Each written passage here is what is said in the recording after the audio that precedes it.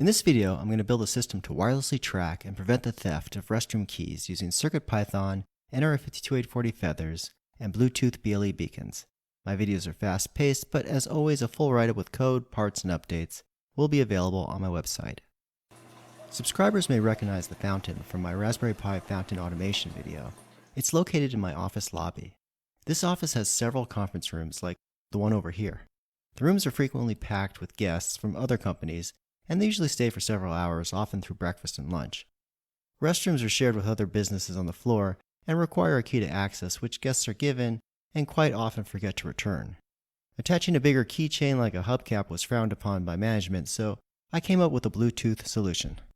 I've used the Adafruit Feather nRF52840 Express in several of my previous videos. The board has many great features that this project will leverage, such as support for Bluetooth Low Energy, a built-in NeoPixel RGB LED, an I2S digital audio interface, GPIO pins that can be used as inputs or outputs, code can be written in CircuitPython, and a built-in LiPo battery port with a charging circuit. Since the key fob will be powered by a rechargeable battery, one design challenge is to make the charging as user-friendly as possible. I didn't want to have to deal with wires or replacing batteries, therefore I designed a wireless charging system similar to what's available for mobile phones and electric toothbrushes. Energy is transferred through inductive coupling. An alternating current is run through a coil in a cradle, which creates a fluctuating magnetic field. And thanks to Faraday's law of induction, this generates an alternating current in a secondary coil, which will be inside the fob. Here's a vintage green indicator lamp connected to the output coil PCB. When I bring the two coils near each other, the light illuminates. The coils are not touching. The current is induced wirelessly, and the old green bulb is probably drawing about 400 milliamps. I designed a case in SketchUp for the fob. A gender cutout will be filled with a translucent insert and illuminated by the built-in NeoPixel of the nRF52840 board, mounted on the underside. There are sections to hold all the other components. The two halves of the case fit snugly together and are secured with 4 screws. I 3D printed the top in blue PLA and the female icon in white. The insert snaps into the cover, but also used glue to ensure it doesn't come loose and for water resistance. A strip of packing tape is adhered to temporarily hold the insert in place and keep the glue from seeping through to the front. I'm using number 16 fast-setting clear acrylic cement, which works great on PLA. The glue is dripped over the insert. It's not very viscous, so it should fill the gaps. A cleaning swab is used to distribute the glue evenly and make sure the cracks are filled. It's a few hours later. I glued both a male and a female. The tape comes off easily, and the results look great. None of the glue leaked through to the front. My soldering station is set to 400 degrees Fahrenheit, about 205 degrees Celsius. Threaded brass inserts are used to ensure the two halves of the case will stay securely sealed. The thread is M2.5, and they're relatively short in length at 3.5 millimeters. One end is slightly tapered, and it goes into the hole first.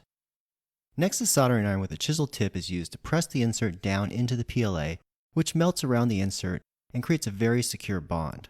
The holes are 4.1 millimeters in diameter, and a couple millimeters deeper than the insert to accommodate the screw and prevent the soldering iron tip from touching any plastic during the install, which could blemish the front of the case. Off camera, I installed the remaining 3 brass inserts, and nothing melted on the other side. No blemishes, and the inserts should hold the screws very securely. The fob will play a warning message if it's taken outside the vicinity of the office. An 8-ohm waterproof speaker will play the audio. The speaker will be driven by an I2S 3-watt amplifier. This allows the nRF52840 to output a fully digital sound protocol, which the amp then translates directly to the speaker. It's easy to connect the speaker to the amp. The negative terminal on the amp is connected to the negative terminal on the speaker. Then the positive terminals are connected. Connecting the amp to the nRF52840 only requires a few wires. The ground from the amp and the nRF52840 are connected. The RX receive pin is connected to LRC, which is the left-right clock. TX transmit is connected to BCLK, which is the bit clock input. GPIO 9 is connected to DIN, which is the digital input signal. The gain pin is grounded via a 100k ohm resistor, which gives the maximum 15 decibels of gain. GPIO 6 is connected to SD, which is the shutdown pin. Setting GPIO 6 as an output will allow the code to shut down the amp and save power when not in use by pulling the pin low. Next, the battery pin is connected to the VIN pin.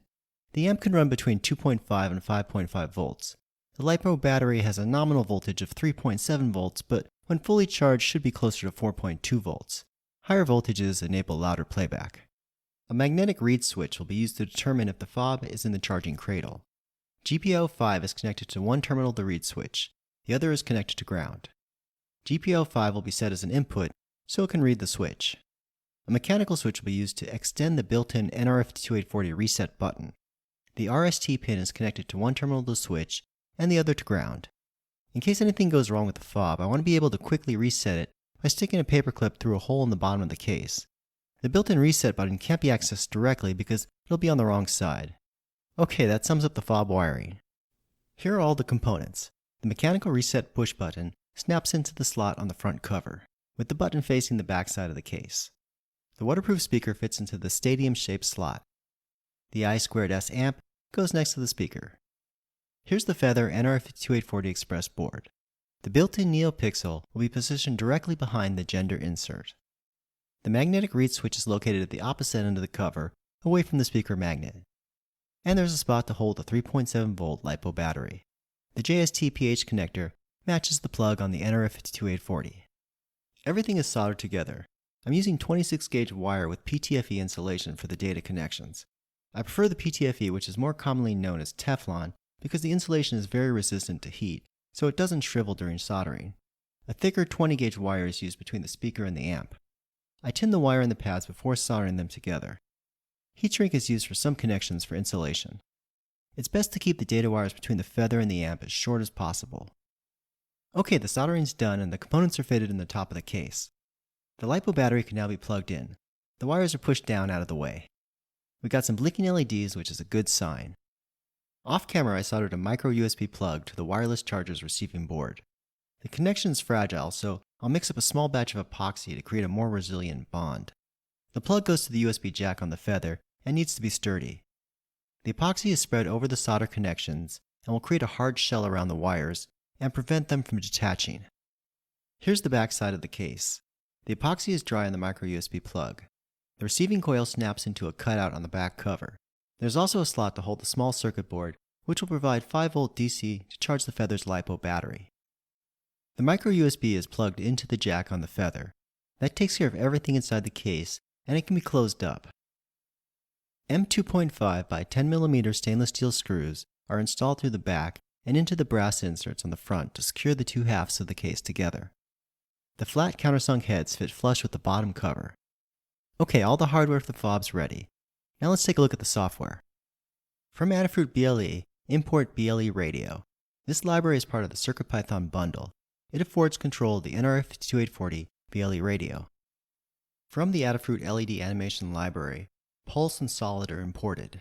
This helper library facilitates creating LED animations. Color is also imported to reference colors by name. The animation library is also part of the CircuitPython bundle. From Analog I/O, Analog In is imported to read the Feather's ADCs or analog to digital converters. Array is imported to create arrays with typed elements. From Audio Bus I/O, I2S Out is imported to use the I2S audio interface. From Audio Core, raw sample and wave file are imported to play audio samples and recorded wave files. From board, pin constants are imported for battery, GPIO 5, 6, 9, the NeoPixel, RX, and TX. From Digital I/O, digital in-out, direction, and pull are imported to control the GPIO pins as inputs or outputs. From Math, import Pi and Psi. The NeoPixel library is imported to interact with the Feather's built-in NeoPixel. This library is also part of the bundle. From Time, Sleep is imported. A variable battery is set to analog in and past the board's battery definition. This can read the LiPo battery voltage. A BLE radio is instantiated. Hit status is a list of colors which represents the number of beacons hit by the BLE scan. Red indicates no beacons found, orange is 1 beacon, amber is 2 beacons, and green is all 3 beacons. The single NeoPixel is defined. A pulsing LED animation is defined for the NeoPixel. The refresh rate is set to 10 milliseconds. The color is set to purple, which is actually more of a pink. This is for the female icon. The male icon will be set to cyan. Min and max intensity can be used to dial in the flow of the LED animation. A solid animation is defined for the NeoPixel and is initially set to green. This really isn't an animation because it just sets the NeoPixel to the specified color. The magnetic read switch is defined and set to GPIO 5. The switch determines if the fob is in the charging cradle. It sets it as an input to read the state of the switch. The input is pulled high to prevent the pin from floating. When the switch is exposed to a magnetic field, the pin will be pulled low. The amp enable pin is defined and set to GPIO 6. It's an output and the initial state is set to low to disable the amp. The amp can be enabled by setting the pin high. A method called play tone is defined. It'll generate a loud warning tone and transmit it to the I2S amp. The following lines create an array of unsigned short integers, which represents a sine wave. The length of the array is the sample rate divided by the frequency in hertz. A graph of the array shows the sinusoidal curve. A sample is created using the raw sample method and passed the sine wave array and the default playback sample rate of 8000. An I2S interface is implemented using the I2S out method and pass the pins for TX, RX, and GPIO 9. The play method plays the sample. Loop equals true causes the sample to repeat indefinitely. A 1-second sleep plays the sample for 1 second. Then stop is executed to cancel playback. dinit is used to dispose of the sample and the interface. A method called playMessage is defined. It'll play a recorded wave file to the I2S amp. A wave file called D1 is loaded. The wavefile method is used to instantiate the loaded wave file. An I2S interface is implemented. Then the play method is called and passed the wave file. A while loop suspends the program until the wave file playback completes. Again, dinit cleans up the sample and the interface. A variable called boundary violations will track the amount of time that a fob resides outside the range of the BLE beacons. The main program loop is an infinite while. A high read switch indicates the fob is not docked in the charging cradle. A variable hits will be used to track which BLE beacons are within range of the fob. The BLE commands are wrapped in a try statement to catch errors. A variable advertisement stores the results of the BLE scan. Timeout limits the scan to 3 seconds. BLE devices transmit advertisements so they can be identified by other BLE devices. A for loop processes all detected Bluetooth BLE advertisements. A variable called ADDR holds the advertisement address details. The BLE beacons will show up as a scan response with a type of random static. All other advertisements can be ignored. Each BLE beacon broadcasts a unique name which is returned by the advertisement complete name property. If the name matches the name of the first beacon, then the hits variable is ORed by 1. Bitwise operations are used instead of incrementing a counter because the BLE scan often returns duplicate advertisements which would result in an incorrect beacon count. If the second or third beacon is detected, then the corresponding digit of the hits variable is ORed. Any errors are printed to the console. The actual beacon hit count is determined by using list comprehension to add up the flipped bits of the hits byte. The NeoPixel color is then set using the hit status list index color, which is green for all 3 beacons hit, amber for 2 beacons, orange for 1, and red for 0 beacons. Solid Animate displays the color on the NeoPixel. The LED color will warn the user as the fob strays from the proximity of the office. The program sleeps for a second. If the hit count is 0, then the fob has been taken out of range of all the beacons.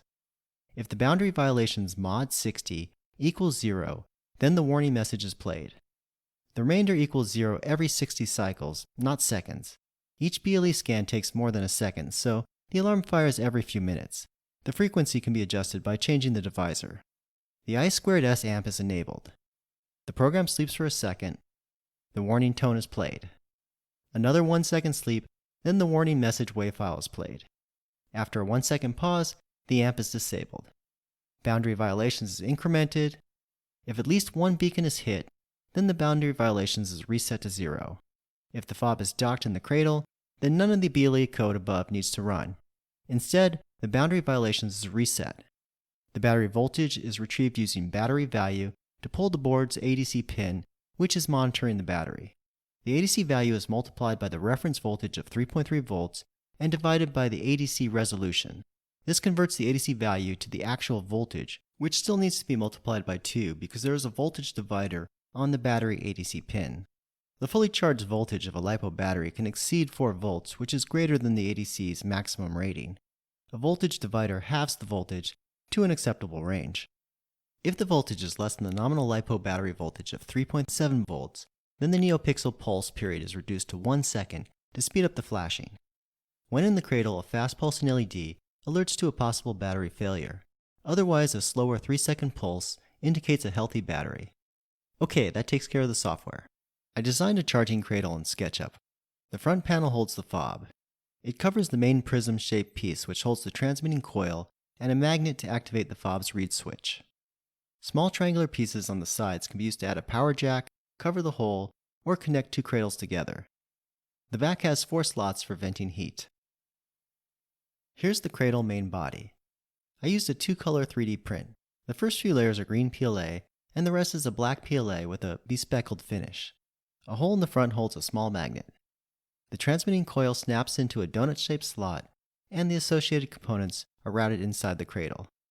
Here's the fob holder. It snaps to the front of the cradle and conceals the magnet and the coil. A triangular cover with a panel mount 5.5mm by 2.1mm DC power jack is installed on the side of the cradle. A 9V DC 1.7A power supply will be used for charging. Its rated current should be enough to power multiple cradles. The power plug goes into the side of the cradle.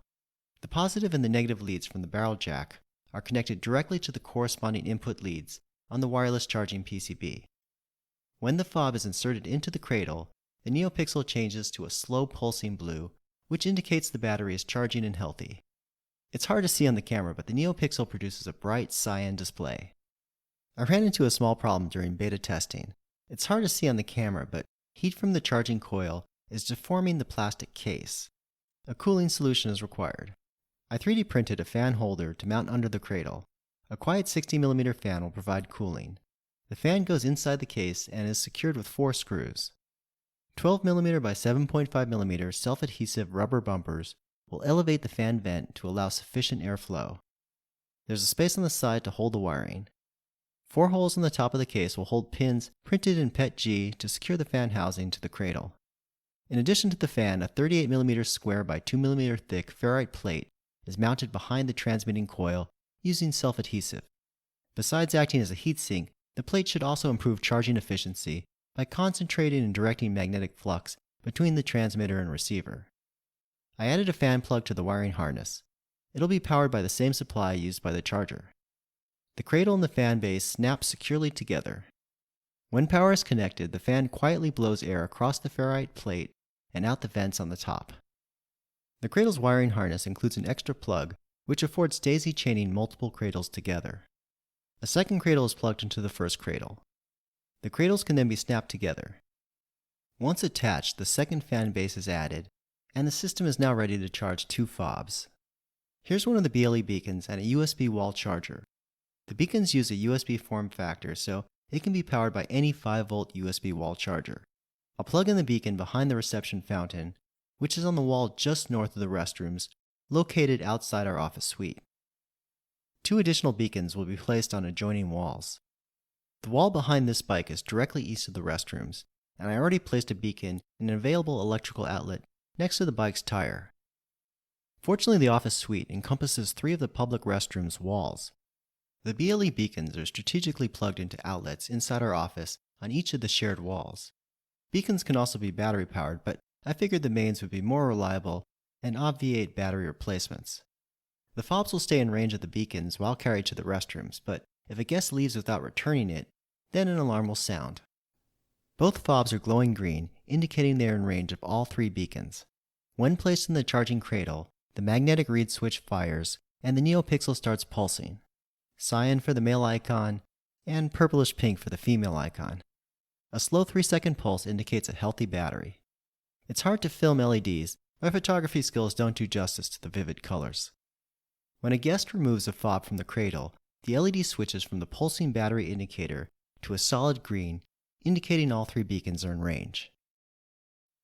As the guest strays from the designated area toward the elevator bank, the NeoPixel starts to flicker amber. It's near the range threshold of the farthest beacon and returns to green.